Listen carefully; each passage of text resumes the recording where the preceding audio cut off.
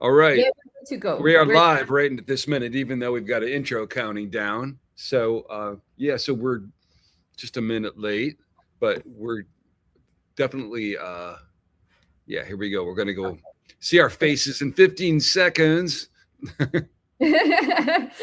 11, 10. So happy to be with you, Frank. Oh, likewise. So, I got a lot of cool stuff. Hey. So, hello, everybody. Listen, we got a lot to cover today. And Isha's like, she said, it's my time. I can do what I want, right? Yes, absolutely. It's your moment to shine. It always is, Frank. You have so many jewels to share. So for me, it's my pleasure to be here with you now. You have made such a huge difference with in my life with things that have happened. I mean, I get together with this lady and crazy stuff happens. I mean, with that, does that define it? Yes. Yeah. Yeah, I know so many things have happened and shifted in a good way ever since we met, so I can't even imagine, because we're one of the things we're going to talk about today is disclosure in Mackinaw, and she's going to be here to give us her presentation. But we've got things that just never happen at conferences. We have so many firsts and people coming together, things happening, and I'm not even going to talk about all of them right now because we'll kind of slowly, and it keeps building too. Yes, so one of the things that has happened that we're going to be unveiling there are some new films, and Trevor Grassi's got a couple. I don't want to, like he's actively working on them. So we're either going to get the films finished or we'll get a preview. And I had gone with him to Piedras Negras. Marco Vagato's got his film coming out. I will get one done at some point. Trevor's got his that he will at least be showing some of or giving us a preview of at the conference. And then over the next 2 months, he's got some really great stuff from Egypt that, when you watch things online from Egypt, you see all these people copying each other's things. You see the same things going back and forth. Trevor's never like that. It's, his stuff you don't see anyplace else. And so he's going to really gift us with some cool stuff at this conference, some stuff that no one has seen before. That's going to be, of course, the way he always says, groundbreaking, earth-shattering stuff, Yes. So yes. The other thing that we're in the middle of is we're trying to get, now, okay, it's like 1890 or so, there was this Mayan pyramid, and these guys got into a cavity, and they could see this little hole, they could see something shiny. So they sent this little girl down, and she pulled out this crystal skull, and it became world famous. Michael Hedges' skull, I think it's called. Yes, exactly. And it's toured the world, and I just saw it in Sedona when we were there for the Rise of the Guardians, and very famous. So Isha and Trevor and I and Sean and a few other people found 5 crystal skulls. Not 1, 5. We're kind of overachievers. We get together and we kind of just overdo it a bit, right? Yeah, right. So we're working on getting a couple of them to the disclosure Mackinaw, because it's not easy to move things like that around, and they're kind of big, right? Yeah. Yes, they are big, heavy, and definitely they have much to say. So, and what it makes it even more special is that we were together in that dig, and now we get the opportunity to show them to the beautiful audience that will be joining us there at the disclosure in Mackinaw, so that we transmit that whole story. It's not just about we did the excavation and who knows where the pieces are. No, it's here was the excavation and here are the pieces. And I do believe, and I know that you felt very similar in your unique way, of course, yet the frequency that was coming from those pieces was very, very special. Like even overall the spectrum, as soon as we finished, it started pouring rain. Do you remember? like the second, and it was like lightning, violent. Yeah, exactly. The strongest feeling was that the Conehead one that you that it was like a baby. It was like holding. Yes. Okay. Yeah. We'll show it here in a second. But let's. Yes. So basically, these things were placed. Okay. Actually, I'll show. I've got a little video of me crawling through my glass. My glasses going in, and we'll show how they were positioned. Right. Which I think is really important. I think that the way that they were setting, there was something really important energetically to how they were aligned, because there was a green kind of jadeite one that was had a very different energy, right? Yes. Yes. Absolutely. And then the one that you have there, it was like, I mean, I can't, like a baby, like holding it was like the warmest, most beautiful feeling. And Yes. the thing was, is you'll see from this video that you're in this tunnel and you're on your butt, kind of crawling around.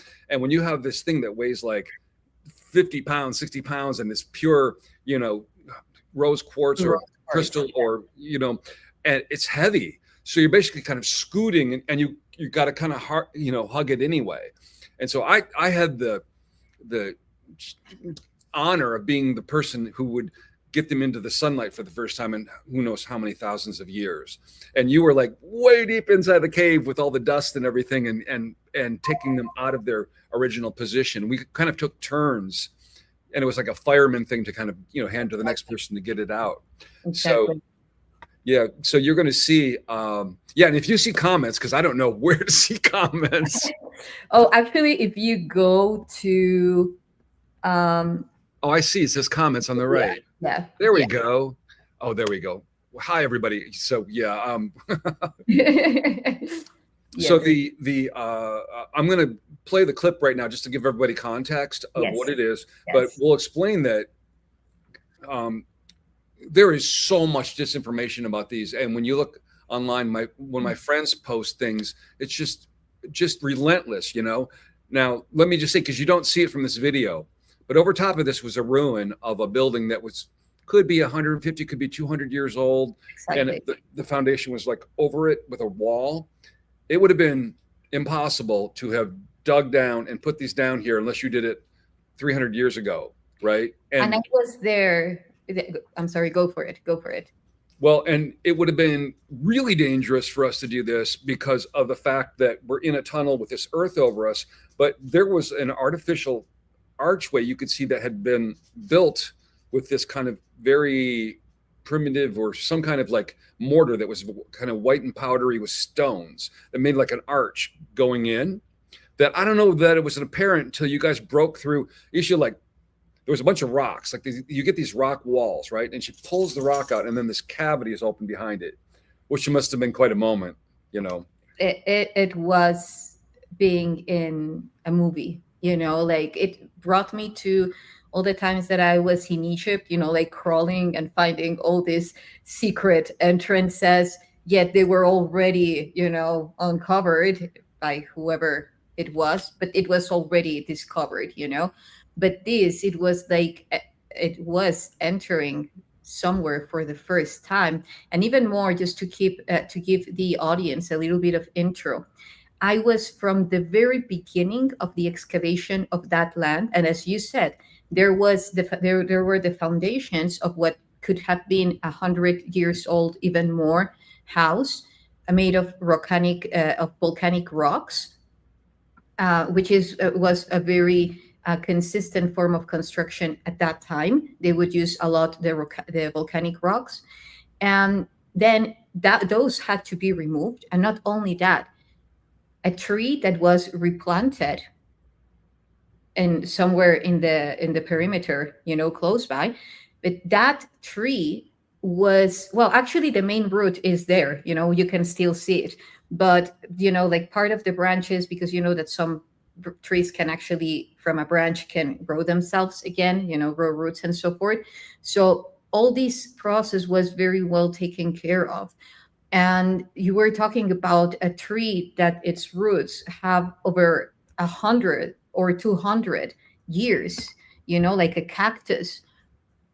Well, not like, actually a cactus. So all of that was carefully removed in order to start from the very same soil going all the way layer after layer, and the hole, how deep it is. We're talking about, It was let's over my head, so I'm 6 foot tall. Yeah. exactly. So it's very, very deep, you know. And yeah, so that cave, as you were perfectly explaining, it was removing rock by rock. And well, Trevor and I were there inside of the cave, and we were cleaning, because one of the things that gave us and the elder and his son the idea that there was something still there was that the sand, well, the earth, was very humid. And once the air would, would hit it, then it would start falling off by itself, and so then, not only on the outside, there would be a place where that sand was going in, and would keep on creating that scenario of, no matter how they tried to block it, to save the place, the sand would keep on falling down, into that cavity, that is the cavity that we found. So yeah, I remember that when I removed the first rocks and then put the lantern to see how deep it was, I my heart accelerated so much that it was, what are we going to find here? I don't know how deep this goes, And of course, me and Trevor being the tiny ones, or well, let's say the slimmest ones, it was like, okay, so whether you or Trevor go, so it was like, okay, so this is once in a lifetime experience. Not that I have experienced other excavations, but yet this one, and with the group, once in a lifetime experience for sure. So yeah, Trevor was telling me that like on Giza Plateau, he's found similar like cavities, and he puts sand, and it just keeps going, going, going, going, and gives you an idea that there's something that's way underneath the ground. That Exactly. yeah. So the way that these were positioned, I think that because if you're sensitive to energies at all, it's hard not to be. I mean, I think everybody there could feel this. I mean, everybody that touched that cone head was like, "Oh, like this," right? It's probably still like that, right? Do you still feel that when you? Yeah, Yes. it's Yes. almost like this mother guardian kind of, and it doesn't look. I mean, it looks a little ferocious. I mean, really, but it just from the time you touch it and look at it, it just doesn't. It feels like it. Okay, so this is kind of my idea was they were creating like a little universe of yin yang energy in there. There was the beautiful positive, and there was also the balancing, and then we had the twins, which were the skulls that we hope will be here, that were there as well. And I think those were kind of like I see this, like the mother, the warrior guardians, and then like the forceful, who knows what that green one, that green one.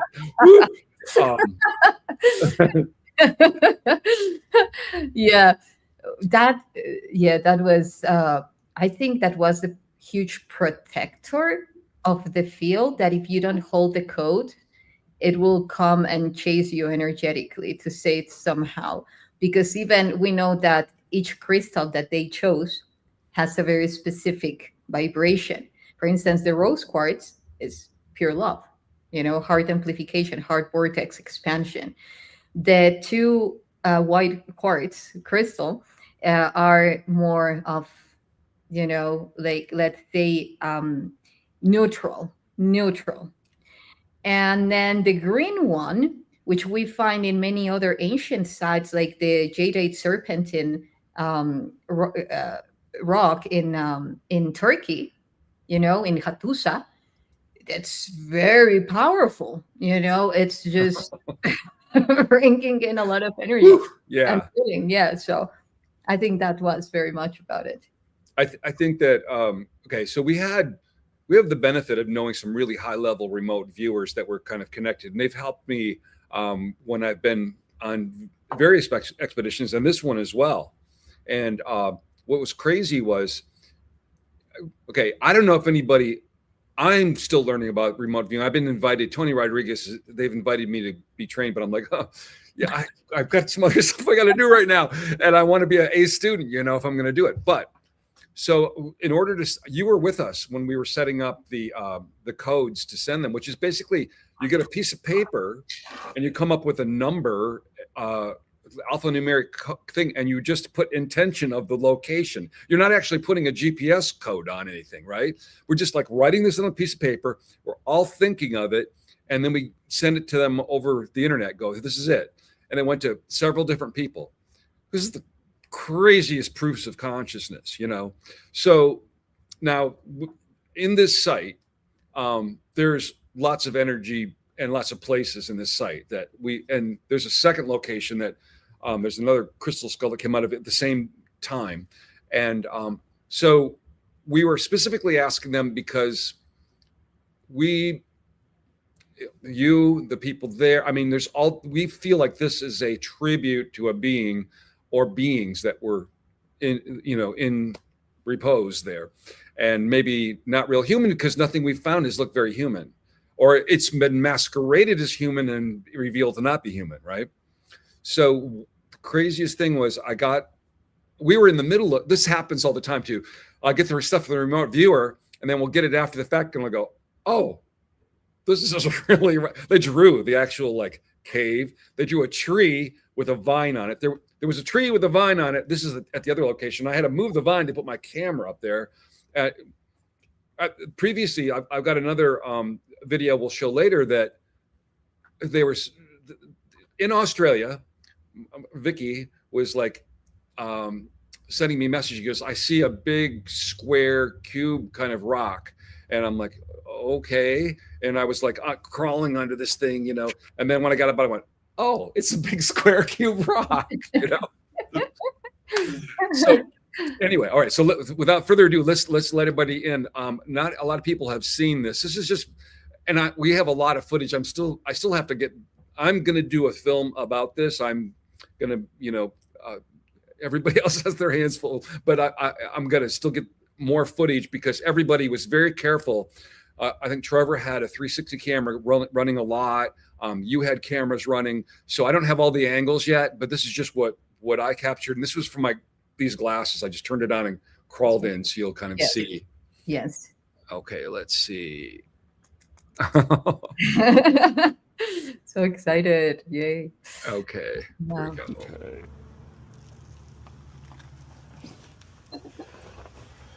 That's the rock wall that you guys broke through. Yes. There you are in the back. I'm gonna keep my head up so the camera is right. Wisely wearing a mask.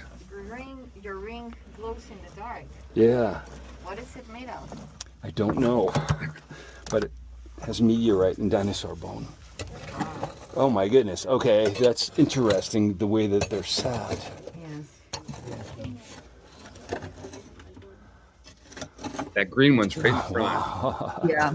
The twins next to it. I don't know. There's pots, so maybe a liquid was all there. Okay, so tell me, like, if you're gonna have your camera rolling, because your audio is gonna be better than my glasses. Sure.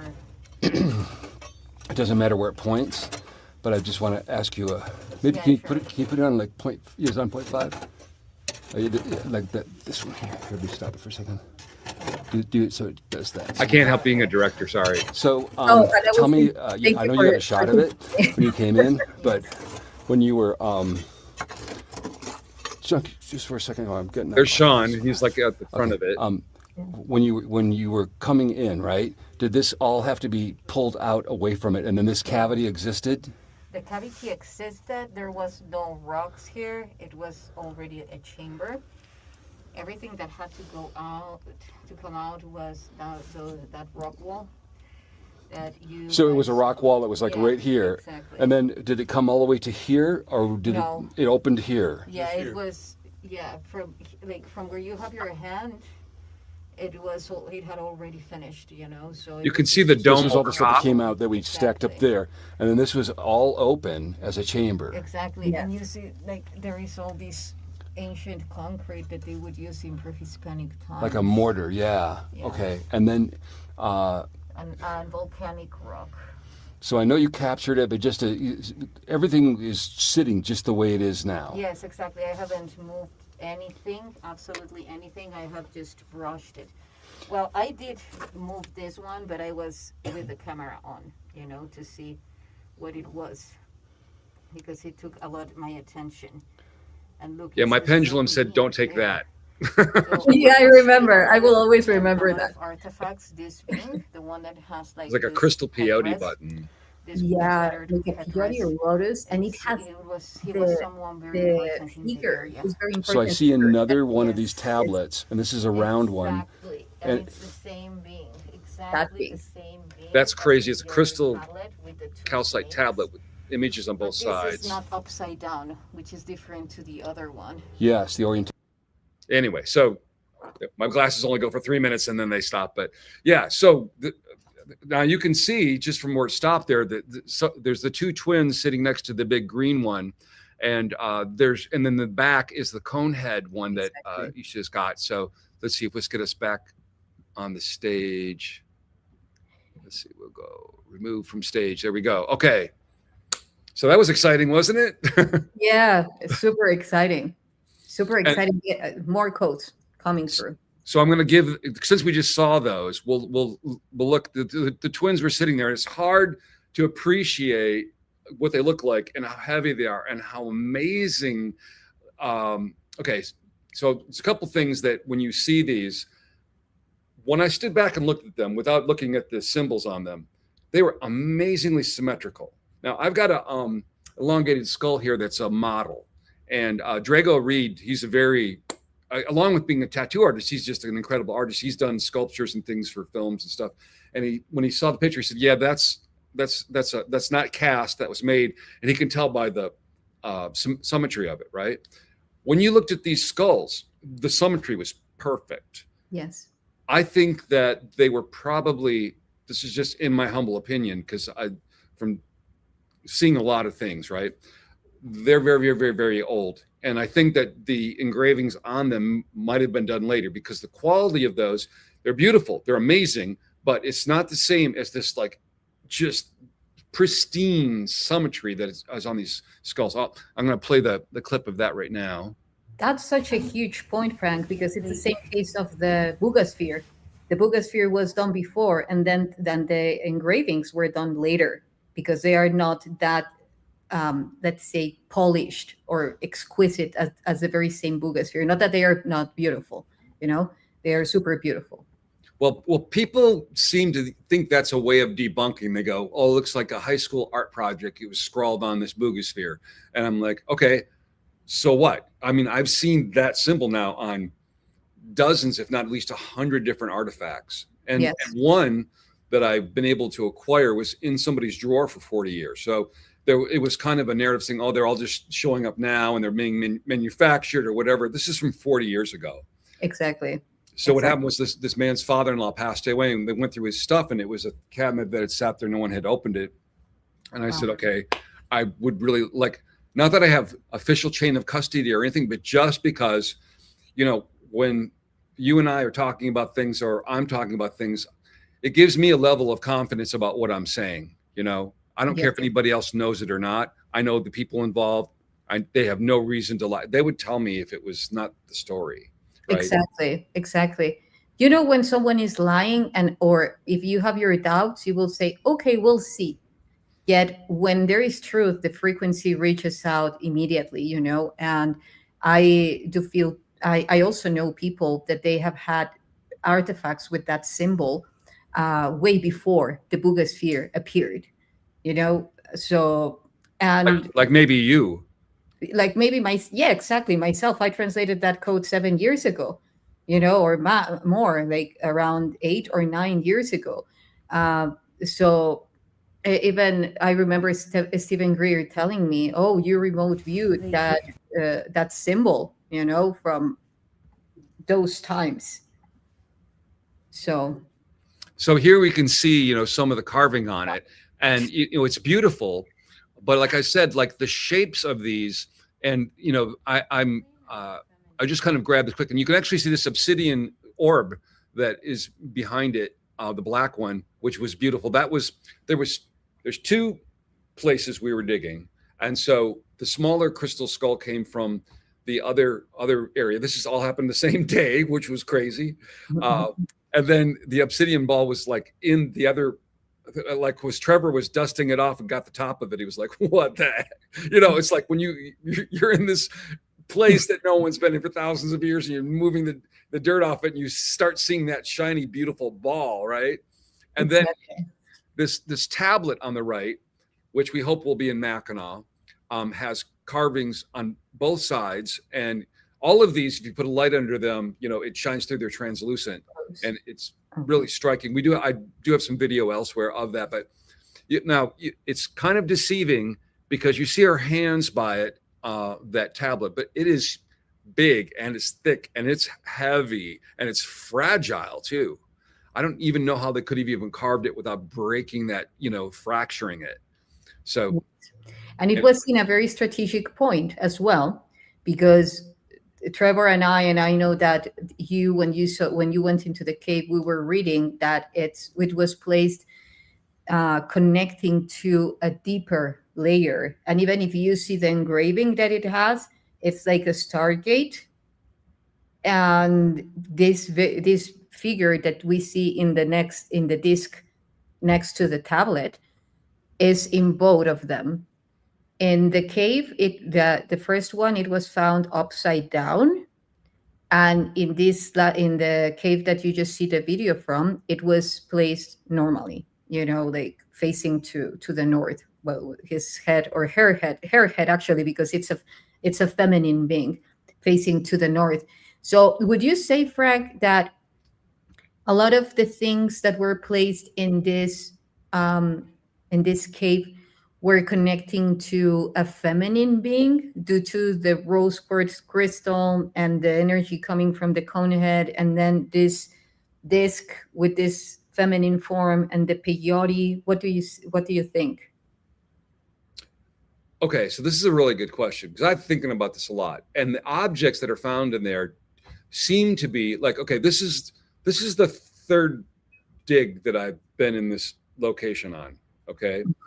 And so on the very first one, the objects were so unusual and random. Like there was 3 canopic jars, like from Egypt. That's what they put the organs in, you know, and they were crystal. There was a crystal falcon shape, and it was beautiful, all engraved. And then there were there's a ceramic boat, and it had this like skeleton looking alien, and then and a baby. Let's see, the alien was holding a baby, and there was a skeleton like person, like, or, you know, rowing it, right? So for me, I get excited when I see ceramics because you can do ceramic magnetic dating, right? And then if anything is embedded, I get excited because you can usually there's some kind of resin that holds that you can get carbon dating. And then if you do it in a light-proof room, you can do thermoluminescence. And when you corroborate these on their own, each of them has their own issues. But if you're corroborating, you know, 2 or 3 methods, it's very exciting. And the dates that have been emerging from here are, you know, we're supposedly we go back 6,000 years for civilization. These are going Way more over. than double that. Yeah. And so we'll be bringing out more information. The thing is about all of this, because I have very good, amazing friends that are, you know, in the academic, industrial, archaeological world, and they just won't even think about the possibility these are real. And I'm like, dude, I've been like by myself in the desert with dowsing rods and a pendulum, and like, you know, pulled stuff out of the dirt. I think there's millions of these things there. I think that there was a practice where they would put, this is getting back to these objects, right? Yes. I think that the mixture of these objects, I think that it was like Egypt. They would get something old and it would be treasured, right? And then they would put it in with a being or a leader or something that was very special to them. And so that's the overall energy, because I got trickster stuff going on when I was there. My dowsing rods, and my pendulum are really dependable, right? And I can tell when they're not acting properly. And so there's 2 caves at this point there.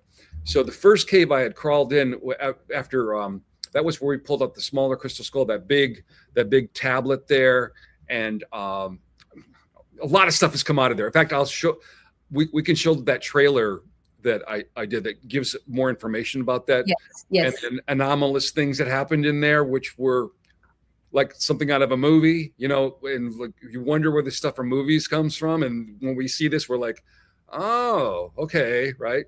Anyway, so let me show that, and then we will Go to that. Yeah. Yeah, we could talk a little bit more about this. Okay, Yeah. so and the context of this was a trailer, because we know there's a film here. There's already a film here, but we're already talking about how we can all get back there again, because we know there is more. And the problem is that this site, you know, it's kind of, you know, vulnerable. So we got to be really careful about the location. But like I said, this entire area from where we were at to 200 miles north, I mean, there's objects all over the place. People are digging in the graveyard there and finding them, you know, in that town. Yes. I'm going to add Yes. this. And from all those excavations that I have, okay, I will tell now. Well, Okay, no, go ahead. From all those excavations that I have been present so far, and this is where my question was coming from, normally you feel like a very strong warrior-like energy from all the pieces. You know, it's like sometimes even like just one a time, like more of a priest-like of type of energy due to the place and the type of things that were found. But just 2 times that I have felt that there was feminine energy. So it's very interesting due to also how the field in the land is perceived. A lot of people perceive it type of overwhelming, like, you know, like, I don't know, I don't like this energy, down. But again, genetics and the genetic code. No, go for the video. I just wanted to say, yeah. Okay. Well, I was just going to say, like, before we start this, just because of how unusual and mixed these objects seem to be, because at first I was like, this is really weird. Why would this be? You know, but it tells a story. I don't know what the story is, but it tells a story. But I just happened to realize on my table here is one of the objects from that cave. And I wanted, it seems to be from a later period. Let me just grab it real quick. Yeah, sure. Okay, and I wanted to do it while the camera was bigger. Okay, so this is actually ceramic, and it could be dated because it's ceramic magnetic, right? Mm-hmm. And you can see like the, okay. And what's interesting, this was buried in the dirt, but check it out. I was like, wow, like how long has it been since breath has gone through this, you know? Yes. And the fact that it's got, I mean, to make something ceramic and have it have a tone, you know, could it be an activation for that, you know, place or whatever? Anyway, so you guys all got activated there. There you go. That was a free thing we did for you there. Thank you so much for doing that. A lot of artifacts show beings blowing the shell, and perhaps someone who sees it now says, oh, that's very shamanic. Yet when you read and decode what the engravings say, they are saying that they would use the shells to actually open up portals. You know, explaining it through the Fibonacci, the vortex that it's taking place, who blows it, what the codes that the person that blows it have, you know, has, you know, like many constants that can be taking place there. But yeah, those are technologies. Even the whistling. Okay, here we go. Something was found in a remote Mexican desert. What began as a search quickly became something else. That's incredible.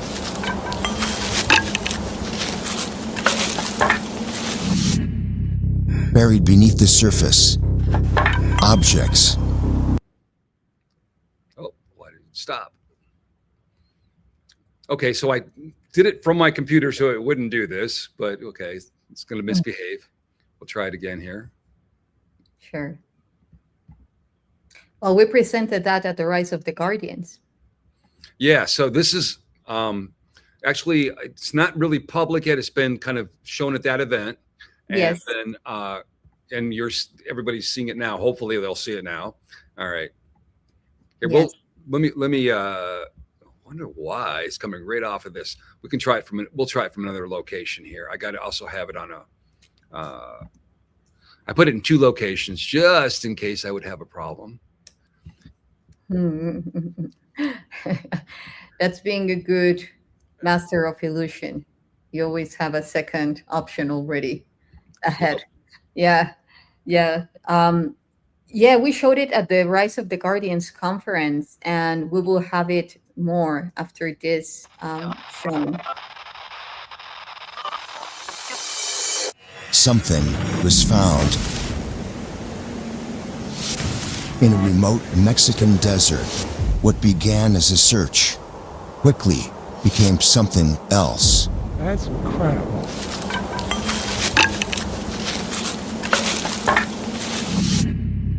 Buried beneath the surface, objects It's going to do the same thing. Okay, it's going to misbehave. All right, let's see if we can. What basically what I wanted to show everybody. I've got an image of it here. Okay, this is incredible. This is one of the things that is amazing about this site is because carved in, or actually we didn't even know if it's carved in, but in the first cave, Trevor looked around and went, "This is a shaft," because he's used to crawling in shafts in Egypt, right? Yes. And in there, you guys in December had broken into a chamber that had a head, and it's big. It's like what, 3 times the size of a human head. It's not. Yes. Exactly. It's not human. We'll show you a picture of it right here. Yes, I'm looking for one as well. Let's take this off here. Do you have it handy? I do. It should be actually. It said that it went on the stage. There it is. Okay, so you can see that it looks like it's attached to the bedrock, which if we do have images in that trailer of when you put a UV light on it, it glows green and the bedrock does not. And you can see that there's that's an eye, and from the front of it, it's symmetrical. It has the 2 eyes, and it's very not human, kind of insect-like looking or something, right? And in front of this was all of the objects that kind of like offerings, I would say, right? It's like you would put that around. There was other crystal skulls there that are on the video. I'm going to actually load it from another. I've got another location for it. Okay, let's go dig. Yeah, because it even has a Quetzalcoatl coming from the top of its head all the way down, and it has an Anubis. And not to mention that huge anomaly that we ran into with the ants. That was huge. You don't see that type of behavior in a normal scenario, which we can go through that later. It is just not going to play for us. Okay, so well, we will. Okay, so we can talk about this, but the strange thing was that and you guys got it on film, that the red ants that would make your life really unpleasant, right? They were very kind to you and us later as well, right? Yes. And yes. They were literally stacked just in a pile around these things, and like twitching and moving, but like they were being like shocked or something, like they were alive, but they were just piled there. Like spasms, like they were having like these spasms, and they would I mean, I don't know if they were suffering because they didn't die. They were just, like having these convulsions. And then as soon as we finished, later on when we went, there were no ants anymore, so that means that they moved. Otherwise you would have seen the ant corpses. Yeah, there were, yeah, no bodies there. Yeah, yeah, no bodies at all. So it was just a behavior that was being generated by the field, and not to mention the visions that I had, Frank. Just before going to the site, I had a vision of what would be found, which was a huge sphere glowing, and that's the first artifact that we found. So you cannot make up those things.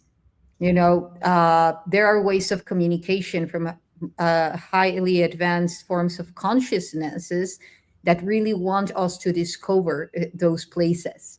And I have even, speaking of skulls, this one was found in Ojuelos.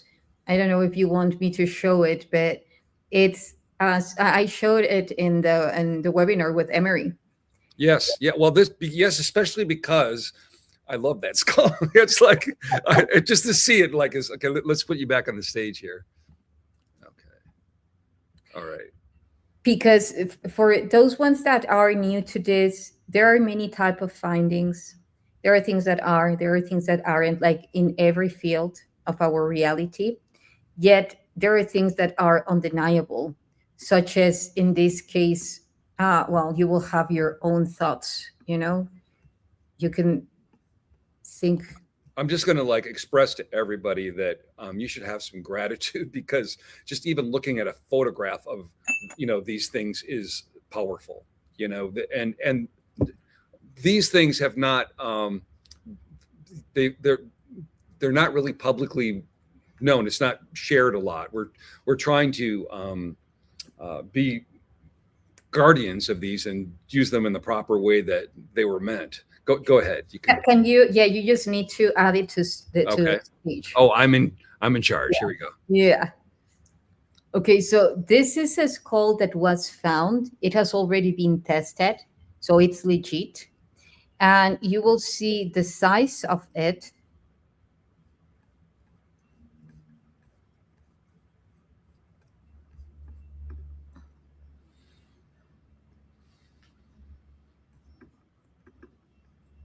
I just want to.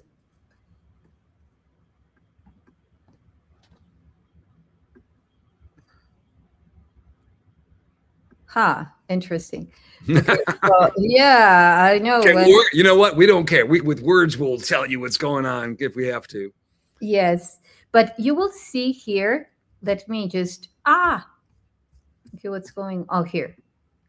Here are the X-rays that they took from it. So we see that it's a legit skull. All this process of fossilization, and yet we see also that it doesn't have any brain sutures. Like it doesn't have the like our skull that is divided in different segments through the very same bone. It's just one unified bone. Well, interesting to me because it almost looked to me like it was like they made a casting of a skull, because it doesn't have any of the normal little joints or things or the stuff in it, Exactly. Exactly. Yeah.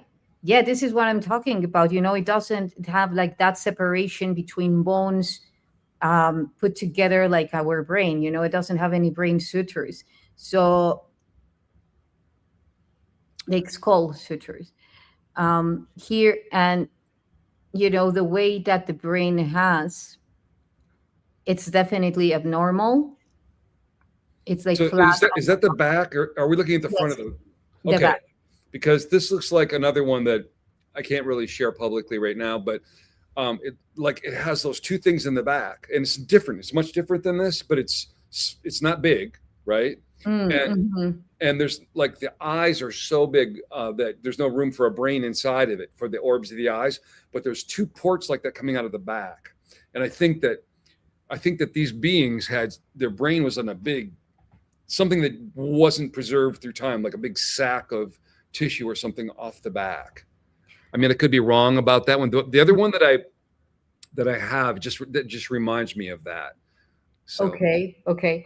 Well, I agree with you. And like the formation of the skull itself, it only looks that this could be like another part, the lower part of the mouth or the peak, because it even looks like a peak. And the size of it, it's like it fits my hand, so it's really small. That's the So one that I had too. It fit in my hand. Yeah. yeah, so I was talking to Emery, and he was saying that it was a hybrid, and I agree. I couldn't agree more, because we don't see this type of anatomical construction. I mean, or structural composition of the bone.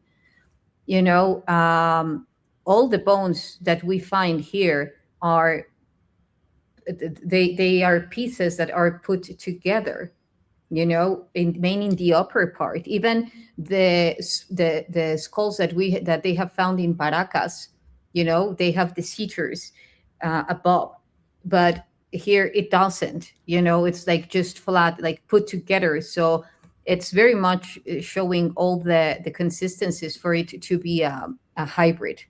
So And yeah, this is small.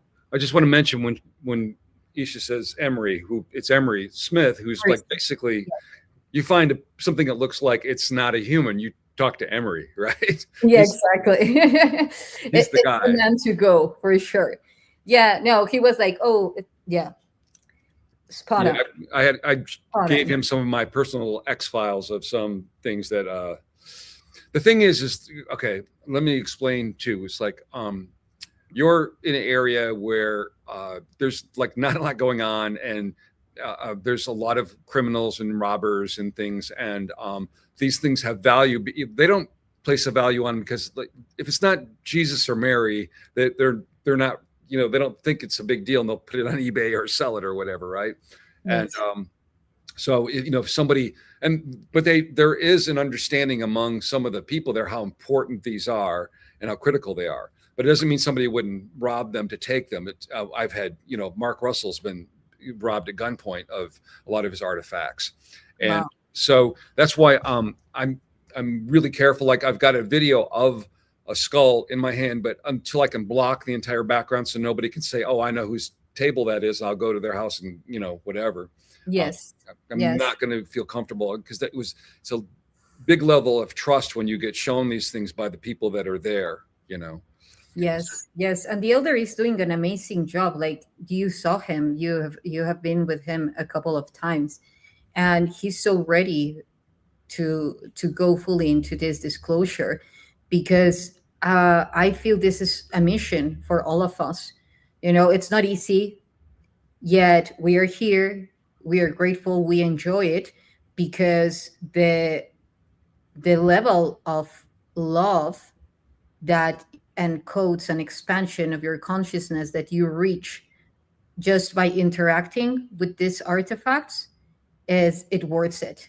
you know People will be experiencing that in your museum now, disclosure in Mackinaw, because that's right, you're putting a museum, right? Yeah. So say I'm going to talk about that, but I want because this is really exciting. So I always want to tell people, don't go do this because the people there are beautiful. They're wonderful people, but they're Yeah. very small areas, and there's a lot of people that are very desperate there. And there's people that if you look like you could be worth some ransom, you might end up kidnapped. It's not really safe. And not to just mention that, I mean, there's poisonous snakes, there's all kinds of things like that, right? So Yes. don't run around Yes. barefoot like I do, and don't do what I do. Okay. There was even a puma, like a few weeks before we went there. They were saying that there was a puma, like circling all the area. So there, I agree. That's a very good advice. That's a very, very good advice, because again, this is not easy. These are huge missions that it's not to play easily. Like just to take them for granted. That's the word. Not So to yeah, take- when I'm with you, you guys are watching this, and when I went with Anthony and Michael, and we went up, north of a few hours, We basically like had the locals that were friends of ours come and get us. We hid in the back of their vehicles so people didn't see us. We hid our car so nobody saw the car, and then they would take us to their areas. And even then, you're in the middle of nowhere. Somebody shows up, you're at their mercy. And it's not like the law enforcement there isn't necessarily that much better than the criminals, right? Because we ended up having to pay some cops before we could get to the airport because that everybody knows about that. But Yes. Yes. So but yes. So this conference is crazy. Like it's less than 60 days away. And I keep waiting for somebody to go, no, it's impossible. We can't do this. It's ridiculous. You can't do it. And everybody keeps saying yes.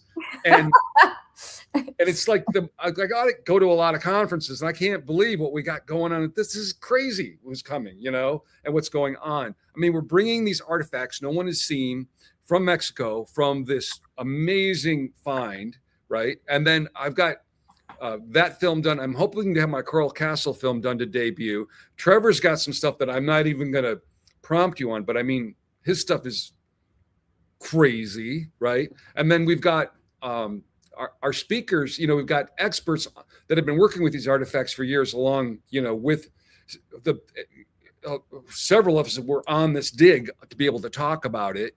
And I've got, if it'll play, I've got a discovery of another one that I had done separately after I came in December. I'd flown a couple hours north. And that's why I'm saying finding stuff here, getting on a plane, flying 2 hours north, and then finding more in the middle of the desert. I think that there are millions of these. And Trevor Hawk was saying that he thinks that, and I've seen this online too, because immediately you post, like my friends will post these, and it's just one negative comment after another. Oh, look, it's the cement's still dry and that it's still too shiny, blah, blah, blah, blah, blah. What's not understood is these look like stone, but most of them, the ones we're finding were crystal and alabaster and quartz and things like that. But a lot of these are polymer, and it's a polymer that would be, if you wanted to call somebody up and go, can you make me this today? It's not, it's really difficult. It's a very exact blend of alumina and silicate at 4,500 degrees. It has to be fired at. And so I went on AI and I was asking, like, okay, there's a cataclysm coming and I don't want to have humanity start from scratch. I want to encode a bunch of stuff, and what's the best stone that I could use, or should I use aluminum silicate? And AI goes, oh, aluminum silicate's way better because it doesn't let water in. Lichens won't grow on it. It's impervious to heat and cold. You can draw fine lines on it, and it holds its surface. And that's why, let me grab one here. The shininess is what people say things as old as being degraded. But these were masterfully created in a way that you can see like the shininess of it that has survived. And there's very few humans on these, by the way, right? We get back, that many years pre-cataclysmic, right? And this has been your experience too, right? Yes, I have also been there in that land, and it's too much work, too much investment, even economically speaking, for the money that they are truly receiving in some cases. It doesn't make sense. It doesn't make sense because the elders, seriously, it's not a lucrative form for them. The hours that they spend digging, scouting the area, all the love that they put in it. And you can see that they are truly coming from the heart and not as a business at all. It's more about the vision. And that's something that for me, it's besides everything that you have spoken about. And even, the technology of the crystals that they chose. Well, the stones of Ojuelos are even the stone shows its fossilization process through the manganism, the ways that it branches and so forth. A lot of people, skepticals, can say, well, you just take an old rock and then engrave it on it. Those rocks were composited rocks. They are not made by nature. They are made by someone else, like the geopolymers, as you were saying. Exactly. Like, what is that doing on something this old? And since this has got this embedded, if I wanted to date it, the dating method would be there. But this is the other thing that I've noticed. I've got a few of these with this kind of like thumbprint looking thing on it. If you can kind of see, it looks like a thumbprint. My Yes, nephew was here, and he said, if you put your thumb in that position, they're different shapes, but they kind of fit in your palm. It's yes. like a something, right? Like a fingerprint reader, an activator, because it's about thinking quantum. It's not about thinking in a linear form. All of these carry a very high frequency, and even they are reflecting into our own biotechnology. Like, for instance, the calcite, you will say, oh yeah, they just chose a crystal that it's common to find in Mexico. We have calcite in our pineal gland. So we are generating back and forward signaling with the calcite. So it can be easier even for us to decode those artifacts that are made of that crystal. Yeah. Oh, I love that one. It's so cute. There's just a lot. I pulled one of these out of the ground on a cliff with Anthony. And it was, first we got the top, and then we got the little guy, and then we got the little saucer, and they all go together. And yeah, so I think Anthony's got that at the moment. We're sharing custody of some of these things we find together. It's like, okay, you can keep it, and you can keep it. That's where we're heading to, Frank, and thank you for bringing that up. For me, that's where we're heading to, because these are such invaluable treasures, world treasures, cosmic treasures, that once we reach that level of consciousness, that it's not about me owning something, it's just about us sharing codes and exchanging codes, because this cannot be limited to this old institutional framework, like even creating things, there must be not just a museum having it, at least not from my point of view, having it not to just to see it and say, oh, wow, that's powerful. Yes. But for me, we are even heading to activation centers, which are already taking place. But for instance, even the way that you put them, creating geometries, they are already doing their own thing. Because again, like if you see the components that they were using, that they put together, like the easy example of the calcite, we have that in our pineal gland. So at a quantum level, those are could be generating coupling, like non-local entanglement. And we're not even aware, and all of a sudden you say, oh, wow, I received this message. Yeah, it's coming from the artifact, and they knew it. So okay, yeah. Okay, so I didn't prepare it here, but yeah, that. Okay, so the other thing too is I'm thinking, like, when we get into these cave spaces, you see all these things stacked, right? There's also there's a geometry, and there's something that they're doing with that as well. But we're talking about how these things are encoded. Now, both of us have had experiences with things that aren't commonly known to be alive that have communicated with us. And that sounds really crazy and woo-woo until you have it happen. And part of it is just kind of being open to it, but it's kind of unmistakable once it happens. And you get the personality of the thing. And so far, everything's been really polite. And I do keep I think it's really important for all of us to understand that we're not seeing a lot of what's going around around us. And so it's important for us to energetically kind of keep a very positive barrier to keep things out that might feed on us, or negative things. There's definitely good and bad out there, right? So okay, where was I going with this? The connection that you get to have, yes, in a non-local form. Yeah. So when I learned about these from Nassim Haramein, and I know that he sleeps with one. He calls it his girlfriend.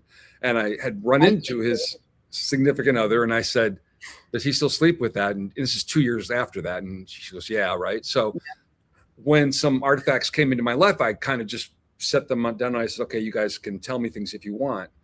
And then within a day, I looked down at my Apple Watch, and it's typing messages to me, which Apple Watches don't type messages to you. And then switching between apps and and this led to a bunch of other crazy things happening. And finally I had to tell them, like, stop it with the electronics. It's not helping. We're going to find another way to do this. Right. And then Yeah. again, I'm standing next to Nassim Haramein in Mykonos, Greece. And this whole idea for this book that just came to me like this. And I was like, okay, that was weird. And so I started explaining to him. He went, oh, that's a good idea. And so then I became, okay, this is my job. I got to do this now. So now I've got a patent filed. Patent is now pending. It's a new technology for processing human information. At the conference in Mackinaw, August 31st, September 1st and 2nd at Mackinaw Mill Creek Camping. I'm going to be showing some more stuff on it. I have a visual, if it'll play, I have a visualization today that I stayed up last night because in explaining it, it gets to be a little hard. So and this one is getting there. I'm thinking I want to maybe get one where I'm in the middle of it and showing too, but this does a pretty good job if it'll play. But this is something that I think came from these things. I think that they're encoded, they're coded, they've got, the activations can happen when you're with them. And I think that's also why it's important. Like, we're going to do this museum at the conference, and it's just going to be like, we're going to have it at a secret location. We'll take everybody there, and boom, we're going to show it. And I want to have some of the lights set up to show, the black light and how some of these things just fluoresce, and it was I didn't realize, but Trevor Hawk said that it was Bashir was reading them. And he said, have you tried these under a fluorescent light? And that was the first time anybody had tried it. And sure enough, some of them are crazy. I've got one that is coming that if you pull the light through it, it has trails. And I know you've seen this before in some of Yes. And quite a few of the objects that came out of the first cave were very fluorescent. That little game thing with little pieces in it that, Well, JP, I was doing a show with him this week, and he was telling me that they were putting that UV light flashing on the crystal that they found on one of the arcs. And of course, because it's that photonic exchange, so somehow even if they didn't glow, this is also something very important to do, an experiment, and then measure the field, the EMF of the artifact itself, because then you're communicating with it, like even in Morse code with the lantern, But anyway, it was Bashar, Trevor told me. And for me, this is something that, like the one that we found of the Atlantean, that sculpture inside of that cave, that for me is the same being that the skull itself, and it's showing who she was. And she was one of those Atlanteans, those giants that would use this mask, yet inside they were conehead beings.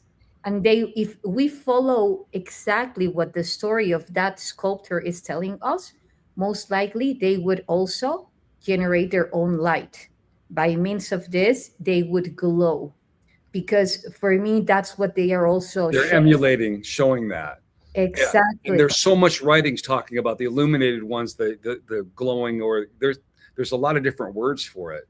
I just want to jump in because we kind of just casually say these names like Trevor. So it's Trevor Grassi, who's doing amazing work with Egypt and sites all over, Piedras Negras and Gosford glyphs and all kinds of stuff. Also, JP. So he, Jorge Paban, who has got, there's several books by Michael Sala out with him. Was in the military. He's now retired from the military, but he is allowed to talk about things like going to arcs. Arcs are these huge ships that are very ancient. And my understanding is that at times of cataclysm, these things show up and they'll load some humans on it and get them out and then go into a time bubble, come back 15 minutes and 100,000 years have gone by and the earth has, been reseeded or whatever. He's gone into these and his DNA, his frequency, things light up and things happen when he goes in. And so he's been very valuable because we can go, JP, we're going to go in this thing and it looks like there's alien stuff and, and he'll say, okay, you need to wear a mask. You need to, there's things giving us warnings. And I mean, who do you call? You're gonna like deal with aliens, right? We've got JP and Emery. I mean, that's pretty top of the list, right? And Exactly. by the way, both coming to disclosure at Mackinaw. I mean, Emery, Yeah. he was talking to me about planes. We'll see if we get him here. We might be virtual, but the thing is okay. This is even crazier. Okay, we got to talk about this. Okay, so JP. Okay, one thing, he gets called on these missions, and a lot of times he'll go unconscious or they'll knock him out, and then he'll end up someplace, and he just has to have a feeling in his gut to kind of figure out, okay, am I still on the earth? Am I under the earth? Am I under the ocean? What am I? And it's just a feeling in his gut, right? And so he's in his house, and he has a feeling he's got to go outside. He has woods behind his house. He goes back there. There's a ship that has landed there, not a normal ship, right? A ship that landed there, and a Nordic being. And this Nordic being gave him a pine cone. And so far, this pine cone, they really haven't figured out the exact lineage of this pine cone. And I didn't realize we were talking about this because we're setting something up for disclosure in Mackinaw. Okay, so originally I heard him talking about this pine cone in this story, but he speaks like 3 languages, and that's 2 more than I speak, and I barely speak this one. And he called it an acorn. And you wrote an amazing book. Well, you have written amazing books, so don't even say that. Well, thank you. Well, anyway, so YssaH had put us in touch because we were working on this documentary about this site, and I went, JP, did you mean a pine cone? And he went, oh yeah, pine cone. And I'm like, dude, I said, I've seen all over the world, and you can look it up on the internet. There's these beings that they got a pine cone and they got a handbag, and I said, I have like 3 ancient handbags and you got a pine cone a being gave you. I said, we have to get you together, and I was just thinking like meet up with JP, go out someplace and do this, right? And see what happens. So then he went on one of the live shows and he was talking about, yeah, there's this dude and he's got a campground and we're going to do this camp out and we're going to do, I was like, okay, I guess we could do that. Right. And so then all of a sudden we have a conference, right? So on the first clear night of this conference, we don't know what, it's Michigan. So Michigan's like a mitt, right? So there's a huge lake here and a huge lake here and a huge lake here. So, we don't know, if we got the first night we have a clear sky, we're going to go out. We have a location where it's completely dark. And so we're going to get, JP is going to bring his pine cone. And then I'll show you. I got one right here. Yes, guys, this is going to be super exciting. It's not just a conference. We will be sharing many adventures together. Many, many. Wow. So this is one of 3 so the thing is JP has actually brought ships down for like 1,000 people. I've done it for 3. I mean, I don't really, but the funny thing is when I was talking to him, he has the same kind of method that I've been doing too, where I kind of get everybody synchronized. We kind of breathe together. We hum like a note, and then we give an intention, and then you basically just kind of relax and just watch. And we're going to have hopefully 3 or 4 pairs of night vision goggles, because a lot of times you'll get these plasma beings that are not visible to your eye, and you can see them. It kind of decloaks them when you've got yes. this the night vision stuff. And some of the ships too, a lot of the ships have cloaking that you can't see unless you've got the night vision. So I think, and Emery was excited enough about it because he was asking, whether he could use the video from, I mean, like I've got friends that will tell you that they were there, and like 45 seconds after we do this little thing, all of a sudden, oh, that star just made a right-hand turn and went over there, Yeah. It's like giving away the idea, like once we are there creating such a powerful field, in resonance, very powerful things will be taking place. I can feel it.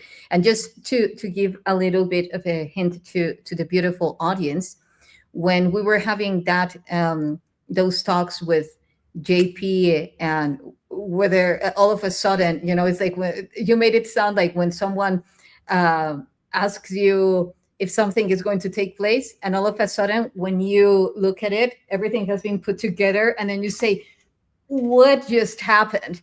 I didn't even say yes, and all of a sudden now I have like the whole construction, this beautiful construction. And when that happens, is because something is meant to be. And it's not because you are my very dear friend and I love you, but I will share something with the people, the beautiful audience here, the tribe, which is that Frank has one of the most beautiful hearts that I know Oh, so far.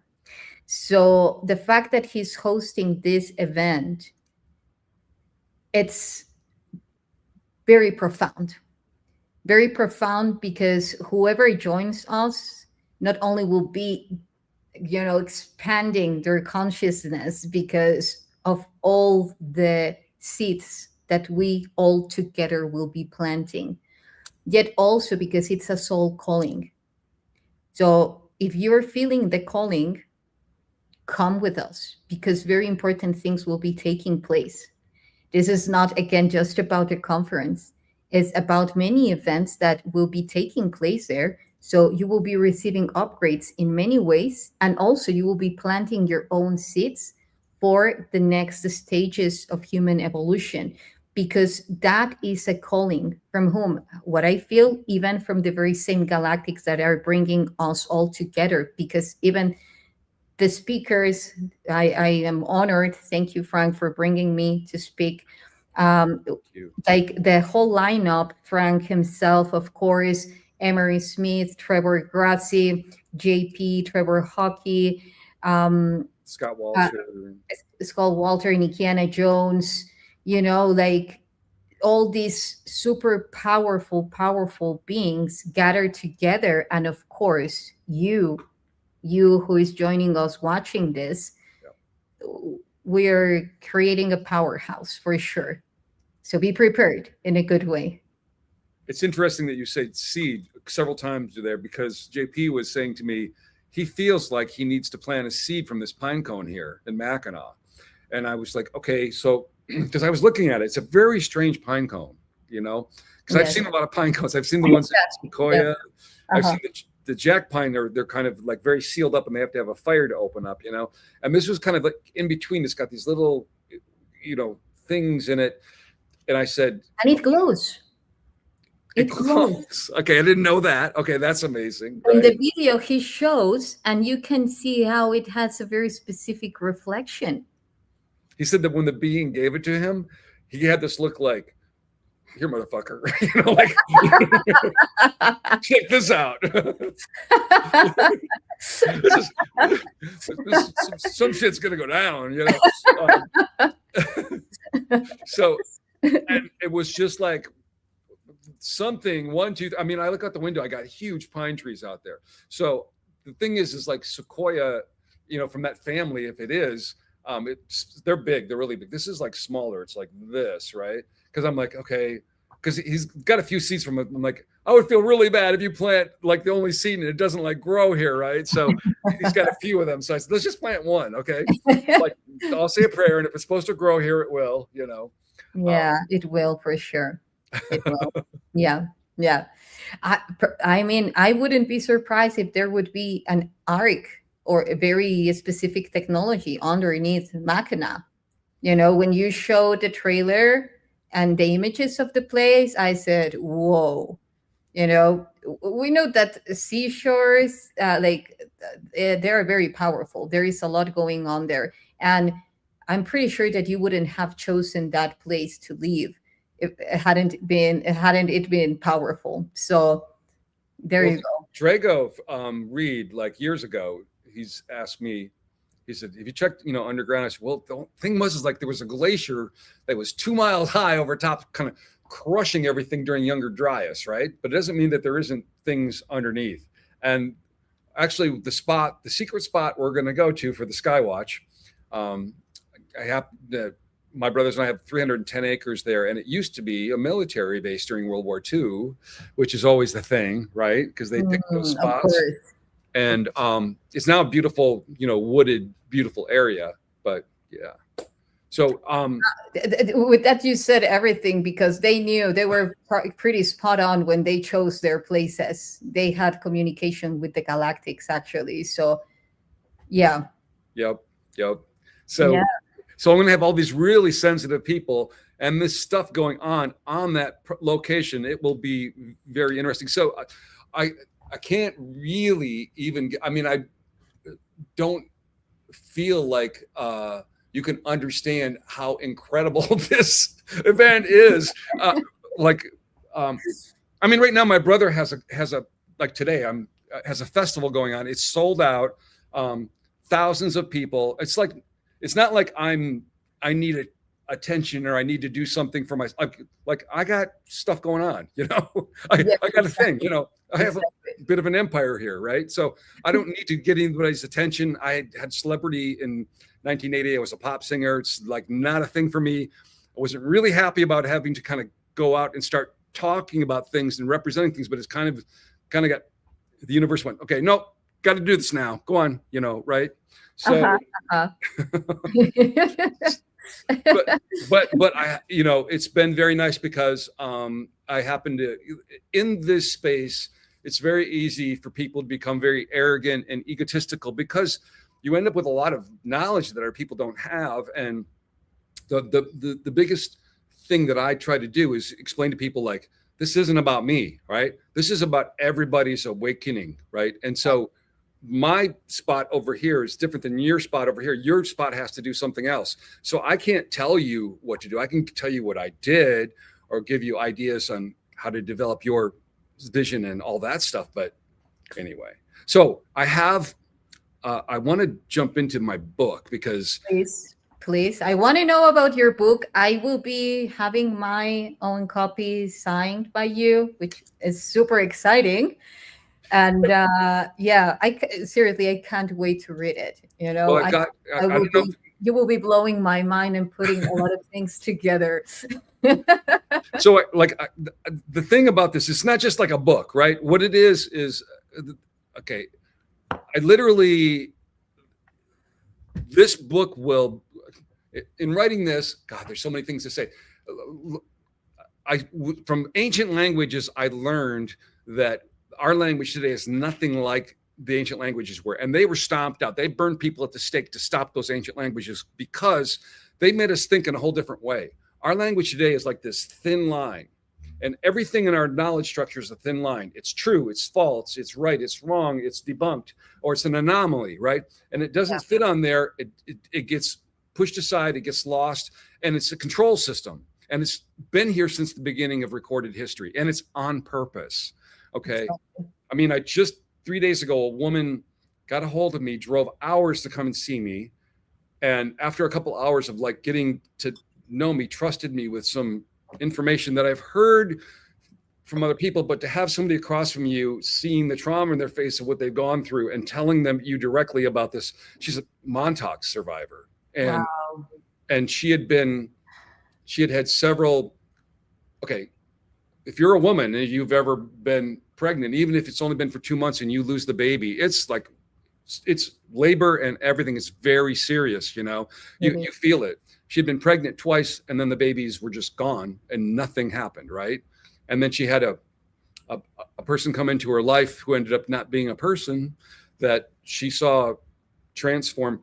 One thing that I start my book off with talking about, we are blinded. We do not know what's going on. We are seeing, I'll use my metaphor because I had to come up with a lot of metaphors to communicate this. But basically, if you see a beach and it goes on forever and you take one grain of sand off it, that represents what we're seeing. That's why we use night vision goggles. We have X-ray, we have sonographs. We have all these other ways to kind of extend our vision. But other animals have more senses of sight, sound. They see more frequencies than us. It's on purpose. We're being controlled. It's not nice what they did to us. There's a lot of evidence, and that's in my book as well. But what I want to say is what came to me wasn't just the problem. What came to me was the solution. And part of it, I had to take time to file a patent because I realized that somebody could take the idea and then they would patent it and I would have to license my own idea. This has happened to somebody else that I know. So that's done. It's patent pending. And I've made a couple of trailers for the book. They're real short. One I just did that no one's seen yet is for the hardcover, which is not out yet. Hopefully, keep going around. Yeah, the book is so big that I have to get an engineer involved, right? Yeah, I want mine with hardcover or however. Important thing is to have it. Yeah. So let me see if this will play. This is the hardcover. Okay. This is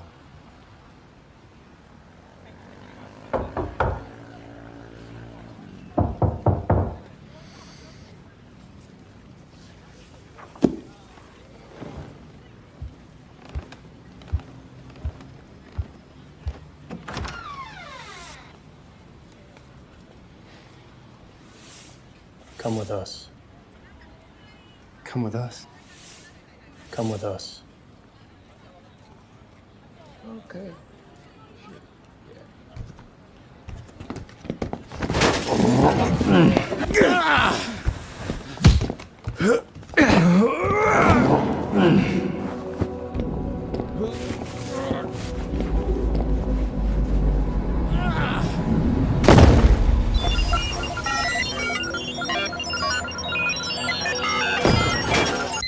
Sir, units 1121 and 1145 are offline. That guy again. Prepare the replacements.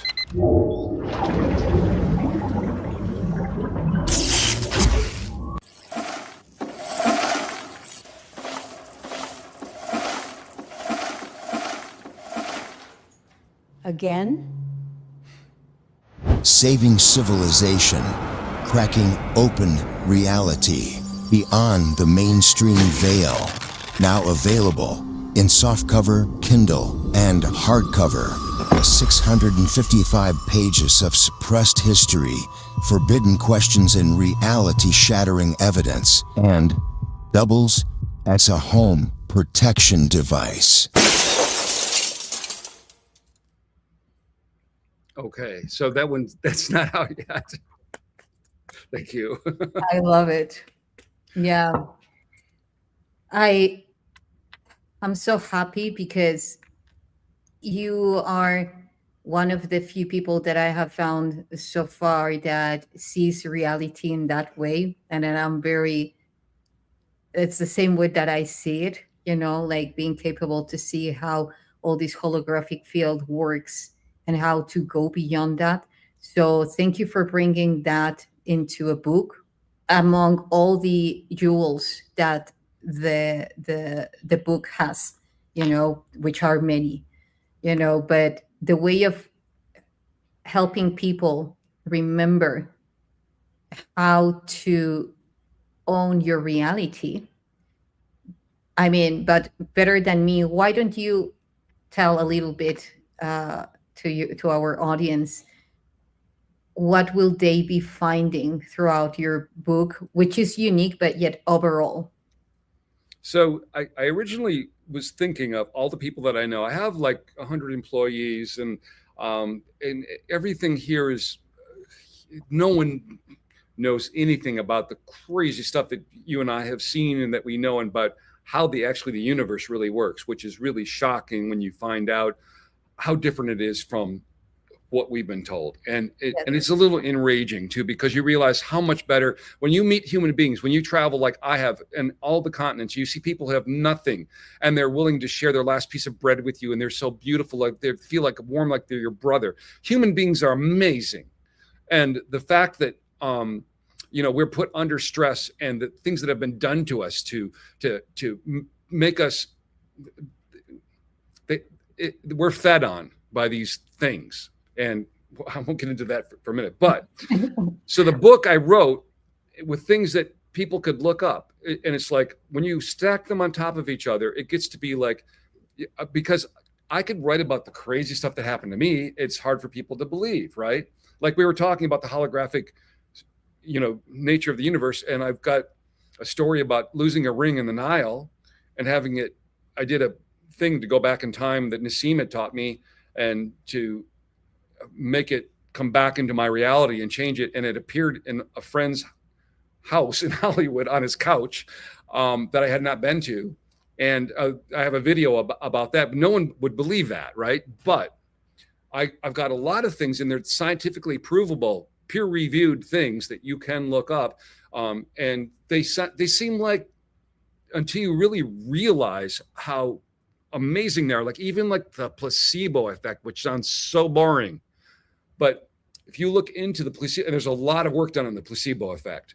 It actually, people will take something, think it's a drug, it's a sugar pill or something, and it does the changes in their body that that pill would do.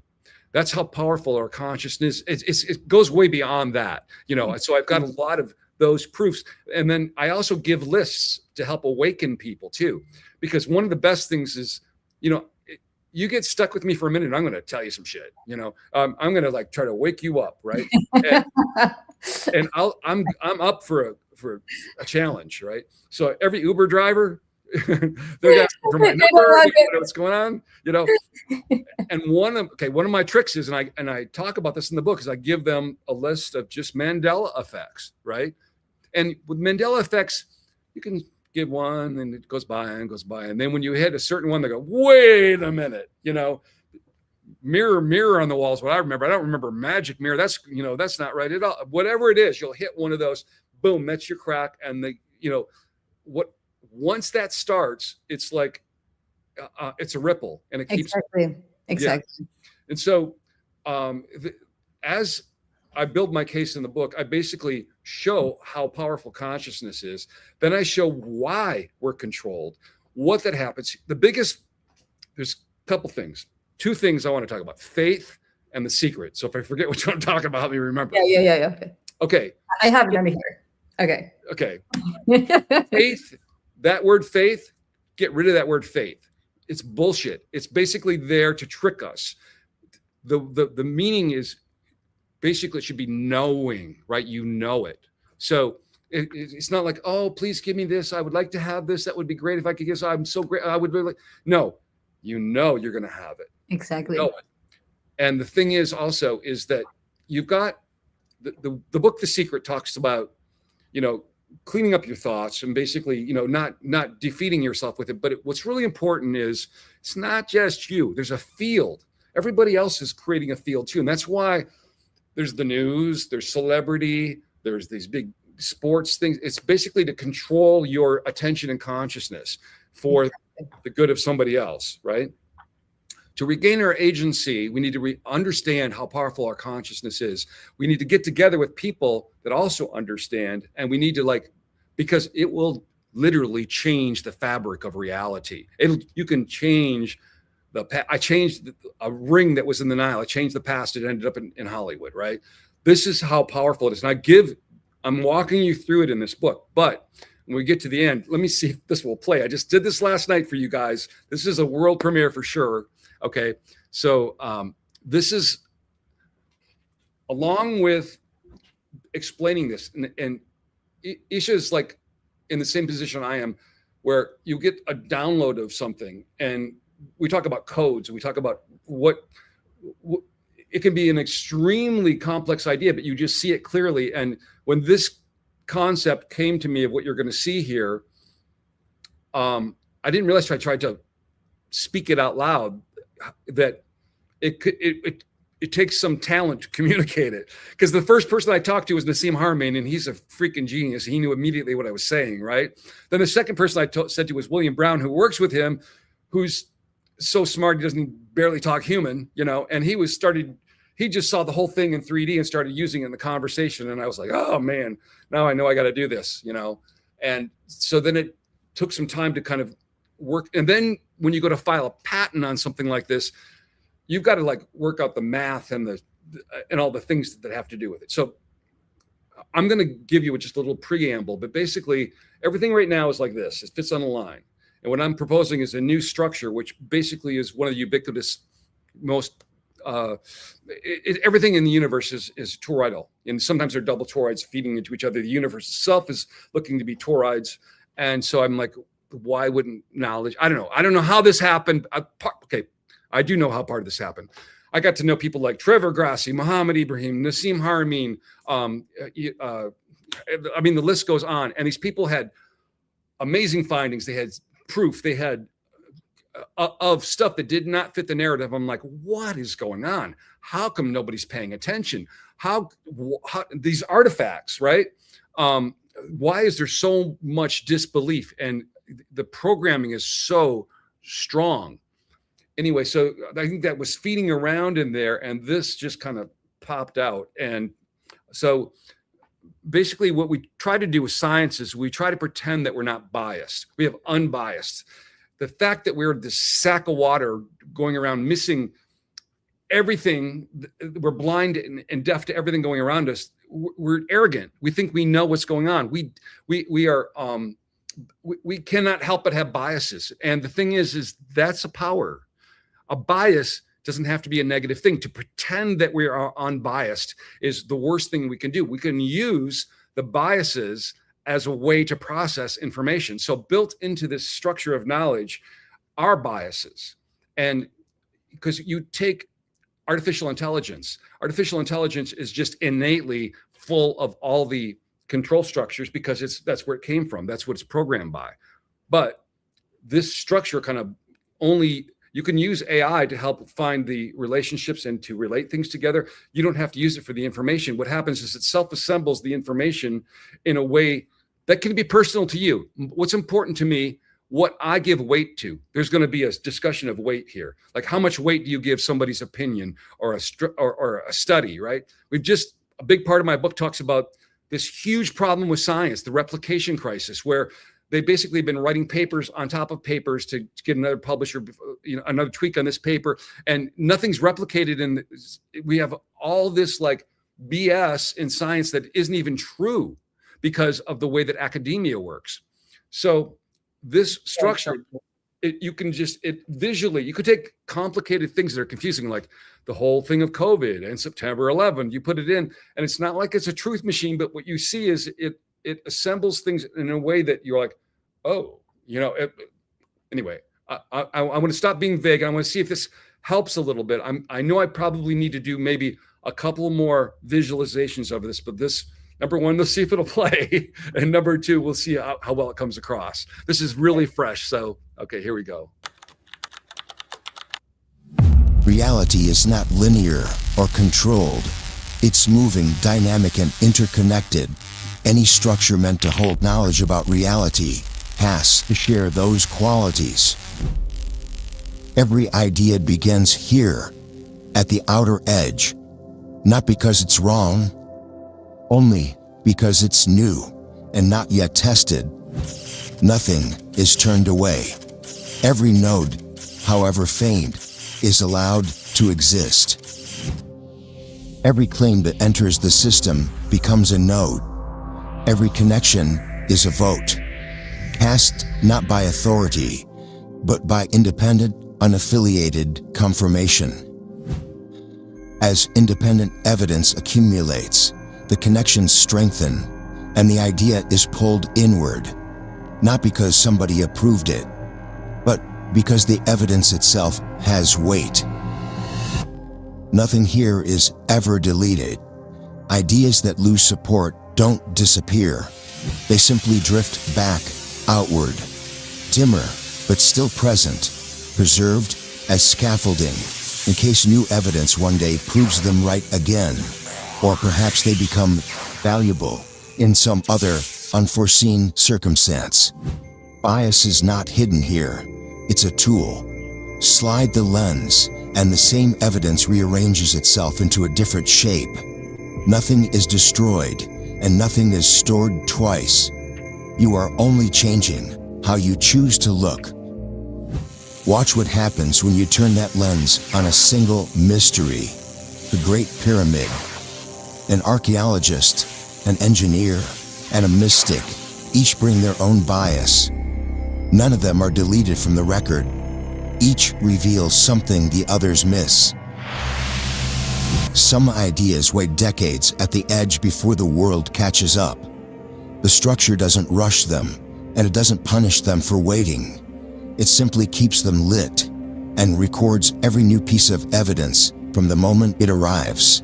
In 2013, a physicist outside the mainstream predicted the size of a proton. For years, the claim sat at the fringe, downloaded, but unsighted. Then, independent laboratories measured the same number for themselves. The idea didn't ask permission to move. The evidence simply pulled it home. This structure does not decide what is true. It has no final answer to hand you. That's why the center is always empty. What it gives you instead is a way to see, to measure, to weigh, to store, and to watch the relationships between everything we think we know. Reality doesn't move in straight lines. It circulates. Knowledge, like the universe it describes, was never meant to stand still, and neither is this.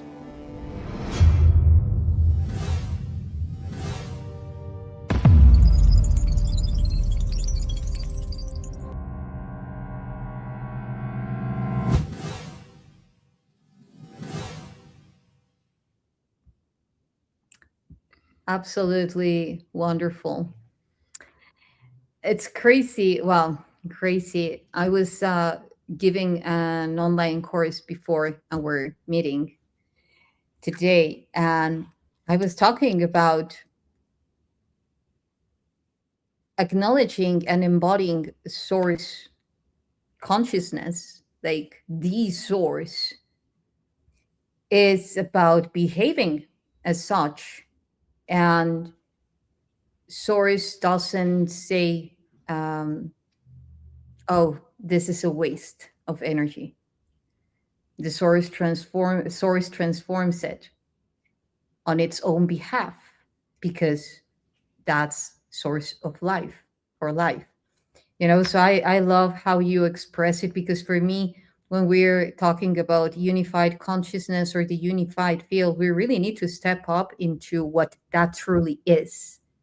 It's not easy, yet is the most responsible thing to do, and what it's truly going to take us to the next stage of human evolution, instead of the then, because that only, like, this is good or this is bad, because then we are feeding the system the old model without even being aware of it. Yes, you can classify what it's in resonance with you and what's not, yet not from rejection. It's like you need to acknowledge that as part of your field in order to transform it, because everything ultimately is just energy and information. We have the power, as you said, to transform that energy to whatever we choose to. How? Coherence. So thank you so much, Frank. Yay. It's Well, the thing is too is as you get that, realize how powerful your consciousness is, you also realize that you need to be able to have the discipline to, not be thinking things that you don't want to happen, because as you approach 4 or 5D kind of consciousness and reality, and things start manifesting, even the past changes. I mean, it gets really slippery. This gets very crazy, and I know I'm talking to the right person who knows exactly what I'm talking about. But it's up to us. I mean, part of what's been a slow walk for us is that we have a lot of people that we need to teach, how to use this tool, because we're really powerful. And Yes. so, yeah. Now, I know we don't have a lot of forever, but I want to see. I've got another short little commercial. Yes. Okay. And people is asking where to find your book. Amazon, right? Yes, Amazon. Yeah, it's going to be any bookstore you could go to, and they should be able to order it too. I've got actually, no, I take that back.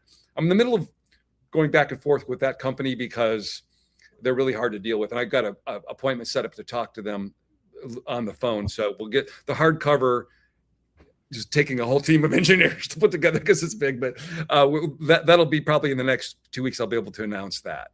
But the Kindle is out, and and I've given Amazon an exclusive on the Kindle for, I don't know, a year or something. So it won't be in other places, but this is just a short trailer for the Kindle.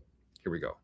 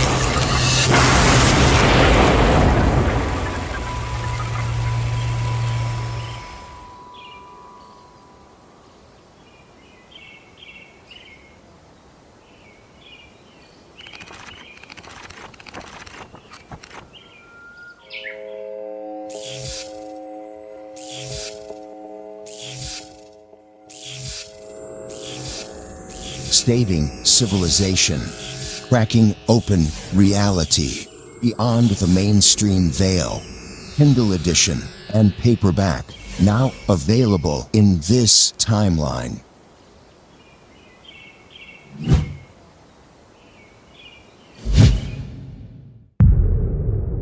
Oh, this is good. Okay. Okay, let's go. You want to see it? Okay. So let everybody know this is about the conference, and I know that this seems like amazing, but it's not even going to come close to what we got planned. So okay, here we go. Disclosure in Mackinaw. What would happen if the public learned that advanced technological craft, not made by human beings, had been recovered? What would happen if recovered non-human biologics, bodies, were openly discussed by government officials? For decades, some experts worried the consequences could be profound. In 1960, a study prepared for NASA by the Brookings Institution examined the implications of discovering intelligent extraterrestrial life. It suggested such a discovery could fundamentally alter humanity's view of itself, and even noted that societies have sometimes struggled when confronted by a more advanced civilization. So what would happen if that day ever came? Would markets collapse? Would religions crumble? Would civilization descend into panic? What if I told you it already happened? In July of 2023, under oath before Congress, a former intelligence officer, David Grush, testified that the United States possessed information regarding recovered non-human craft and non-human biologics. The headlines appeared. The testimony was recorded. The hearing was broadcast around the world. And then, most people went back to work, back to their bills, back to their deadlines, back to their scrolling. Not because the implications were small, but because life is busy. Because people are exhausted. Yet for those paying attention, the implications remain profound. The possibility of contact, communication, trade, diplomacy, cultural exchange, and coexistence with other intelligent species would represent one of the most significant developments in human history. And while most of the world remains distracted, some people are paying attention. What is some of the most important discoveries about humanity's pasts and humanity's future are happening right now? What if the experts making those discoveries were gathered together in one place? Not in a hotel ballroom, not in a convention center, but along the shores of one of America's most remarkable destinations. Some places become crossroads. 3 Great Lakes converge here. For thousands of years, people have too. Ancient travel routes crossed here. Ideas were exchanged here. And now, explorers gather here once again. Disclosure in Mackinaw, August 31st through September 2nd, at Mackinaw Mill Creek Camping in Mackinaw City, Michigan, a place where a mile of shoreline meets some of the darkest skies in the Midwest. Gather indoors for presentations, exhibits, and discussions. Then, continue the conversation around lakefront campfires on the Straits of Mackinaw.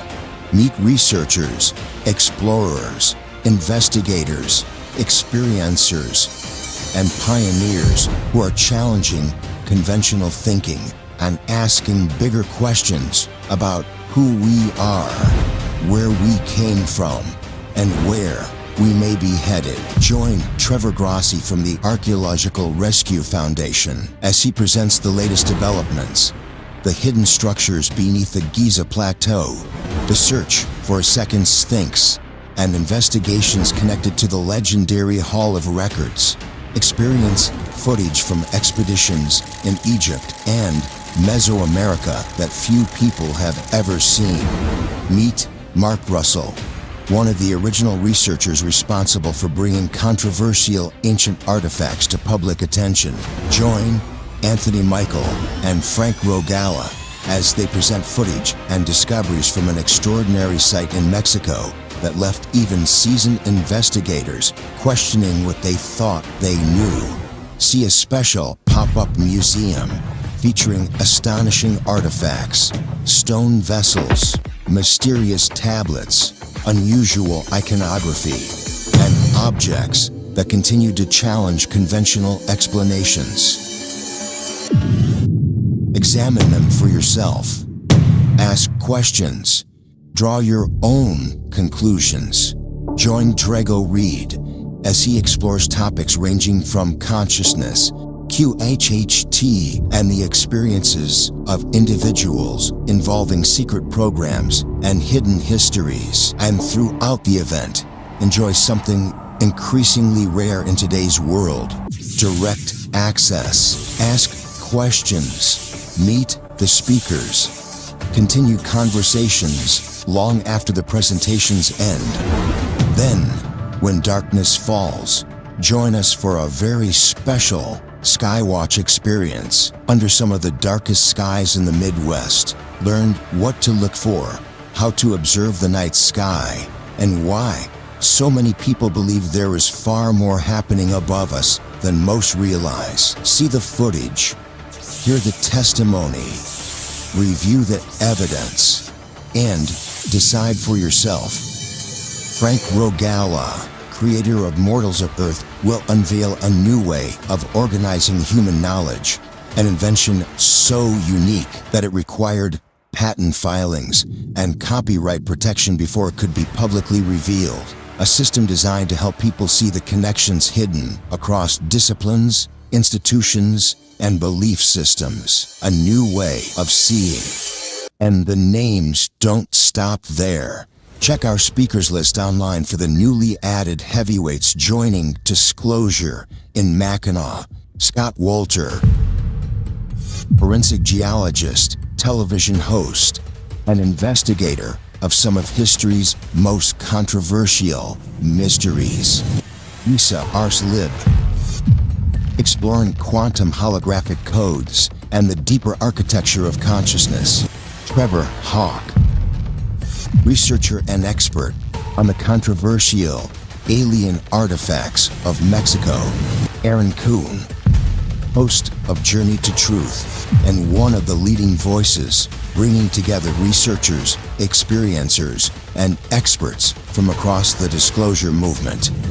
JP, also known as Jorge Pabon, one of the rare former military insiders openly sharing first-hand disclosure experiences. Emery Smith, virtual or in person, the powerhouse star of Gaia's #1 rated series, Cosmic Disclosure, helping us redefine the word disclosure. And here's the part we're not even fully announcing. We have legends coming as guests, people who would be considered major speakers at almost any other conference are coming to meet and mingle with you, the conference guests, around evening campfires. For the first time at an event like this, we are also bringing together vendors and sponsors focused on the next generation of adaptogenic beverages and wellness products designed to elevate energy, connection, clarity, and conversation. And we're just getting started. Additional speakers, additional discoveries, additional exhibits, and additional surprises are being finalized and will be announced soon. Whether you come for the artifacts, the ancient mysteries, the Skywatch, the research, the speakers, or simply the experience, Disclosure in Mackinaw is designed to be unlike any event you've attended before. Reserve your conference admission, then choose from campsites, cabins, motel accommodations, or vacation homes operated by Mackinaw Mill Creek Camping, voted Michigan's favorite campground. Arrive a few days early. Explore Mackinaw. Experience the bridge. Enjoy the shoreline. Watch the stars. And prepare for 3 unforgettable days of discovery. The artifacts, the conversations, the questions, the mystery, the newly revealed discoveries. At one of North America's great crossroads, Disclosure in Mackinaw, August 31st through September 2nd.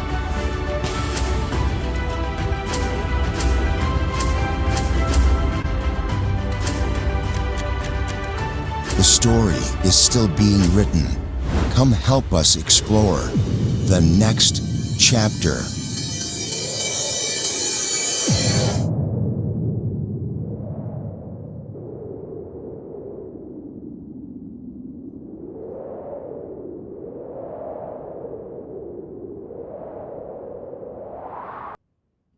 Here we go. That is spectacular. Where do I sign? Okay, give me the paper. Well, and and what was crazy is it's not even as like amazing as it's really going to be, too, right? Yeah, no, but yet that, like, the quality of the video, I mean, it definitely gives away how special the event is and will be. And I have told you even this when we have been talking, in other situations, but for me, this is one of the top 5 conferences of the whole year. And I know that what will be taking place there will definitely generate a huge shift in reality. Because if you haven't experienced a conference yet, whoever is joining us in this live transmission, thank you so much. And the power that we can create as a whole, like as a unity, as Frank was saying, when you are bringing in spaceships or connecting with beings and so forth, it's about creating this unified field in absolute coherence and harmony. And when you achieve that, that's when we are talking about shifting realities at a collective level. So thank you so much for putting this together, Frank. Congratulations on your book. I know that it's not just me. I know that a lot of people is looking forward to put their hands on it, and start going through those pages. I know that you will be helping a lot of people. So again, thank you for doing that. It's not an easy job. I know how many things you're taking care of. So thank you so much for doing all of this. And the universe is actually showing how all of this is so meant to be. So yeah, I can't wait to be there with you and supporting you and being among all these beautiful people that I know that will be joining us. So, and it's the place to actually go to get their tickets, it's mortalsoferarth.com, right? Yeah, but I've found out if you just type Disclosure in Mackinaw, it brings up the Oh, awesome. ticket page as well. And so I just want to explain to people, because I had somebody call, and our office is so used to just handling campers. This is a whole new thing for them, right? So if you're flying in, we're kind of in a remote area. So we're going to have a way you can book a shuttle. We'll make our own shuttle. And okay. Yeah, so you can pay a fee and have us, pick you up and get you back and track you. And then if you're flying in, we have what are called camping cabins, and they're beautiful. We build them ourselves, all the furniture and everything. But mostly people come because we're like clean freaks, right? Like everything, we wipe everything off, like even the mattresses, they're like hygienic mattresses and stuff. So normally people bring their own sheets and things for those, but we do have motels, and we will specially arrange for a small fee to get, linens and stuff if you're flying in for the cabins, if you need that. Because if you're flying in, you probably want to be in the campground. We have a lot of ancillary properties that like motels and hotels and things that are a little bit farther away.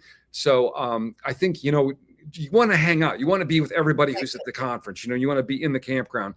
So if you get somebody at the campground office, because we have a lot of people that come to work for us, and they're work campers, and they don't come back year after year, so they don't know everything. So just be patient with them, and you can get a hold of me through Mortals of Earth if you have questions. And I've got there's information on when you get the ticket. that will explain a lot. And well, we will get it worked out. You know, it's a new thing for us, and there's a lot of choices. We have 25 types of campsites, 25 types of cabins. We've got you know, a separate cabin village. We got house rentals. We have if you're driving here, some people are driving. You can actually stay. We've got a place in town. Anyway, so there's lots of options, and I think the most exciting thing is going to be the communal aspect of this. A lot of conferences, you go in and you sit there all day long under fluorescent lights, right? This one, we're going to have breakfast together. We'll have a morning session, and then we'll take a big break in the middle of the day because it's gorgeous here. You want to go outside. You want to go jump in the lake. You want to go maybe have a nap at your cabin. You want to go to the park store and get a pizza. You want to ride a bicycle, you know. Nice, nice. Hard to express how beautiful it is in this setting. And once you get here, you will understand. And then we'll get together for a dinner, and then we'll have an evening session. And then one of the days, whatever the first clear day is, we're going to jump on buses. We're going to go out to a secret location, and maybe we'll have our pop-up museum there, maybe. And then we'll have a very special thing with JP. And it's, you know, I can't even express. I don't even know how I would want to compete with us, right? Yeah, right? yeah. Well, someone is asking if it's does it have pet-friendly options? Was that the Pet-friendly options. Oh, okay. So the campground is pet friendly. If you're coming to camp, the cabins and the motels, we don't have pets in those. So if you're coming with a pet, you're probably driving anyway. So if you camp or have any kind of camper, we've got big pet run areas. We've got, you know, the little doggy stations all over the place. Right. It's just that we are a location where a lot of people come who have extreme allergies. And so we have to keep our cabins like pristine because these people, like one piece of dog hair will kill them kind of a thing, you know? And it's just like Mackinaw has been like this for like hundreds of years. It's been advertised because of the purity of the air and the Great Lakes and everything. So we have a lot of people that come here with a lot of health conditions. So that's the only reason we don't have them in the buildings. But, you know, outside and in the camp areas. We love our dogs. Yeah. Okay, great. So all of this type of possible accommodations, they can find all of that information in the website, mortalsoferth.com. Yeah, there's a separate link. Yeah, the accommodations will be separate because there's so many choices. You want to pick what's best for you, right? And so you'll book that separately and then let people know at the office you're coming for the conference. I was just thinking, okay, I need to make a video for them to explain to them, like, people are coming here. They want to, you know, feel safe and sure that somebody's going to get them at the airport and they're going to get back to their plane and they're going to have a place to stay and all that stuff. So I need to get it across to them. We've got it. I have 3 brothers. We've got it all kind of figured out. We just have to kind of get it dissipated out. So have patience with it's only, you know, it's less than 60 days. So. Oh, okay. So let's imagine. So I buy my ticket. I will receive that confirmation. And as that confirmation is also sent to you, then at some point you will be reaching out to me to check all the details of the transportation from the airport to the Mackinaw place, or I have to do that myself. No, as you're buying the ticket, it gives you an option to buy the shuttle. And then when you do that, we will know to get a hold of you to get your plane flights and everything. And we'll probably get like one person who's in charge of making sure that they got everybody figured out. And we got people picking, you know, them up because there's 2 airports. One is about 20 minutes away. One's about 30 minutes away. And between the 2 of those, mostly Delta, United does fly into some of them. So the thing is, we're not a hub. You have to usually get to like Detroit and then come back up. So it's another flight. Is there an airport that you suggest the most? Detroit or the other one? Yeah, well, there's 2, and since we're so close to the date, there's not like a lot of flights. So you want to check both of these. One is PLN, Palston, PLN, and the other one is CLA. Let me double check that. It's called Kinross. It used to be a military base, and now it's this enormous. Let's see, Kinross Airport. There's got to be some activity there still. We can ask JP. CIU. It's called CIU. Okay. Okay. Chippewa County International Airport. And so, I mean, they're both considered international airports. So you can come from anywhere on Earth. Also, we're going to have it streamed live. So for like $99 or whatever. Do you have a code? You want to give your code for a coupon? Yes. Yes, absolutely. I mean, I can also give it in the description, and I can say it right now, which is I'll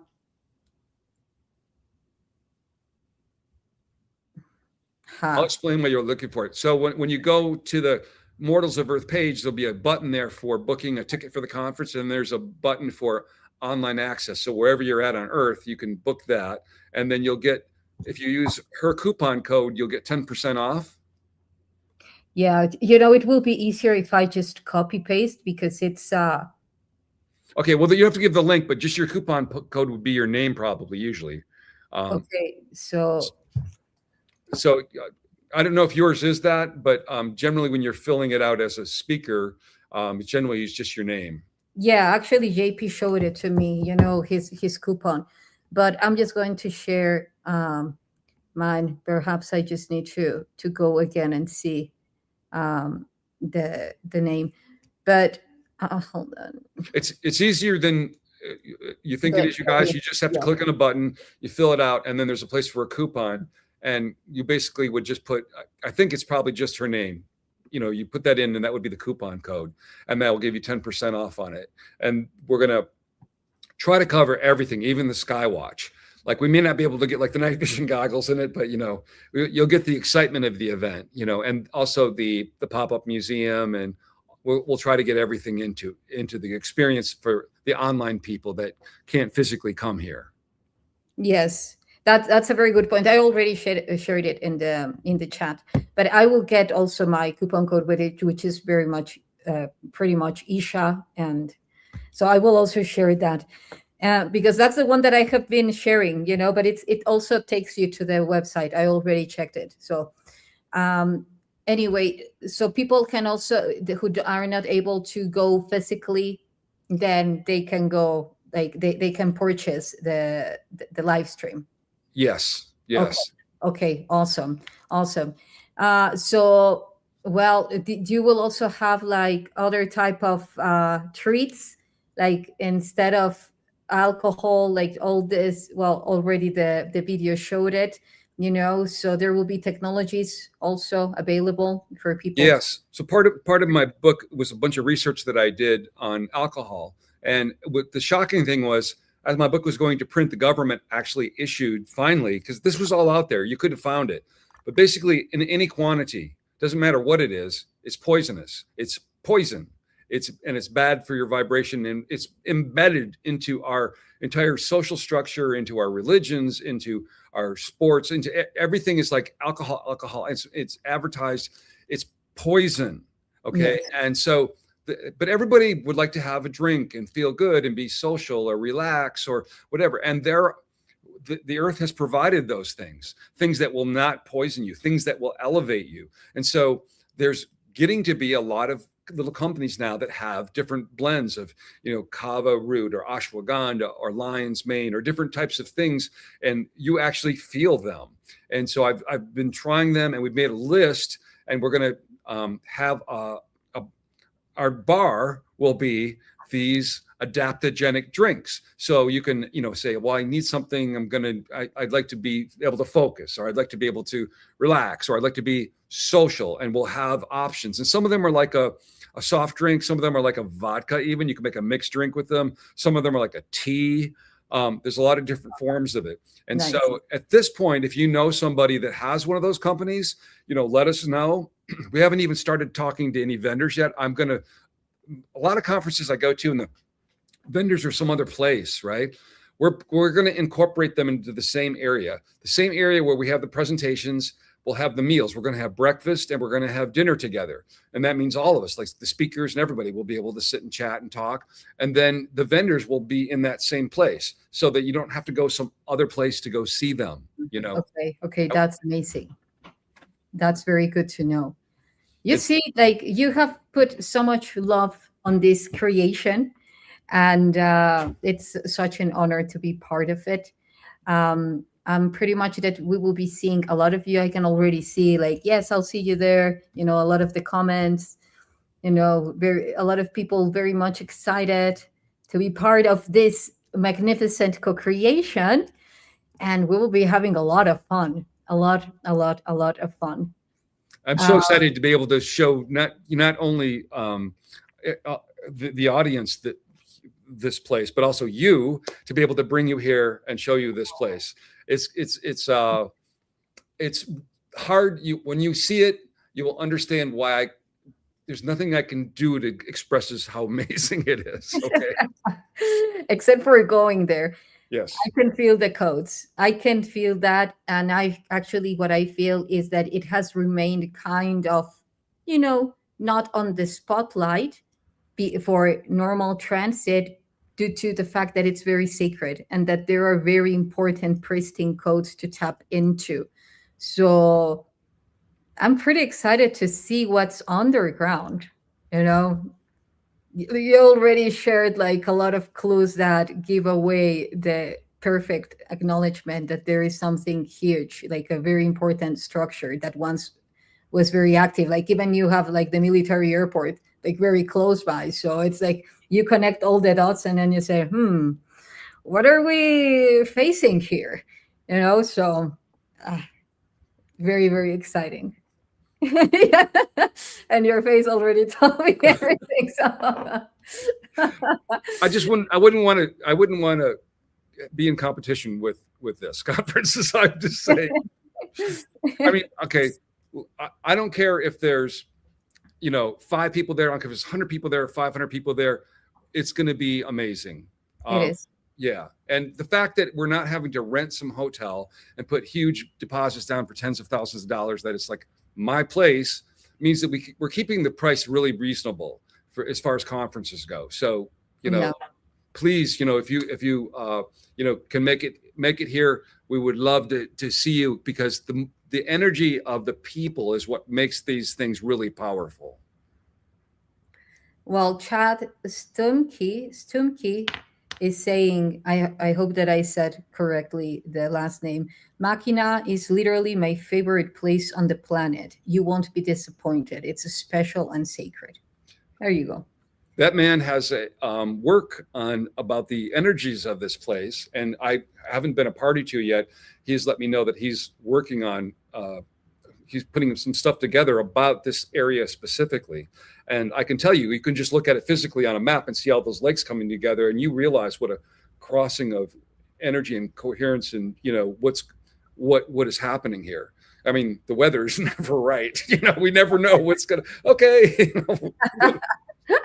That's what I'm saying. Like the sky watch, it's like, okay, the first clear night, we're going. So always be prepared. Always be prepared for the night watch. Yep. Nice. Thank you so much, Frank. Thank you. I think I need to get up. My brother has that festival going, and he's going to be so disappointed if I don't get out there.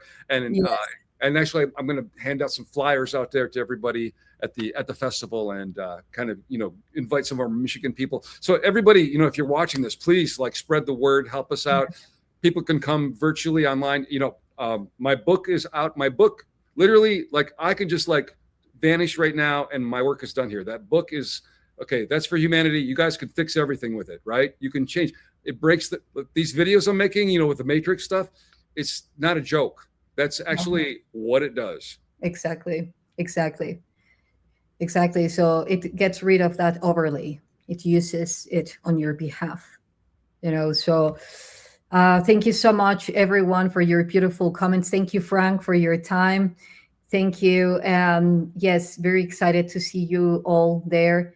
Let's spread the word, and may this event come into the full manifestation of the power and importance that it's meant to have. So thank you so much. And thank you so much for all the videos, so stimulating and activating. And thank you for everything. I love you. I am just the luckiest boy on earth to have you as a friend. I'm just so happy to have you in my life. Thank you so much. Oh, you read my mind. Likewise, I love you. And soon we will be in person, hugging one another. Love you and see you soon. Bye, everybody. Thank you for joining us. Thank you.